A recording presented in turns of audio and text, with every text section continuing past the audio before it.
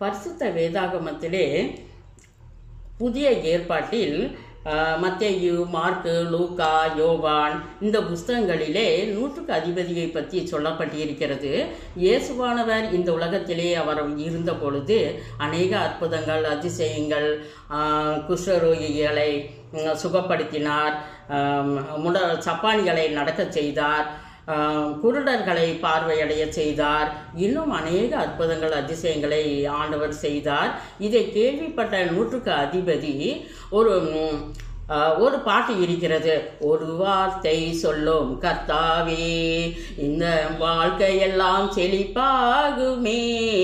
ஒரு வார்த்தை சொல்லும் கர்த்தாவே, உம் வார்த்தையிலே சுகம், உம் வார்த்தையிலே மதுரம், உம் வார்த்தையிலே எல்லாம் சந்தோஷம். இப்படியாக நூற்றுக்கு அதிபதியை குறித்து இந்த பாடல் அமைந்துள்ளது.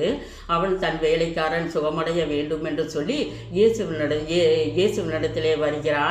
அவன் இயேசுவை பார்த்து இயேசுவினிடத்திலே வந்தபோது, ஆமாம், நீ ஒருவனை வா என்றால் வருகிறான், போ என்றால் போகிறான், இதை செய் என்றால் செய்கிறான், அப்படிப்பட்டவன் நீ என்னிடத்தில் வரலாமா என்று சொல்லி இயேசுவினிடத்திலே கேட்கிறான்.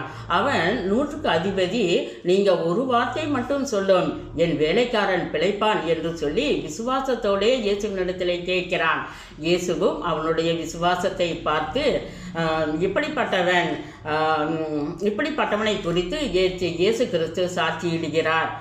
நீங்களும் இந்த செய்தியை விசுவாசத்துடன் பார்ப்பீர்களானால், நூற்றுக்கு அதிபதிக்கு தன்னுடைய வேலைக்காரனுக்கு சுகமடைந்தது போல உங்களுக்கும் இயேசு கிறிஸ்து சுகமடைவார்.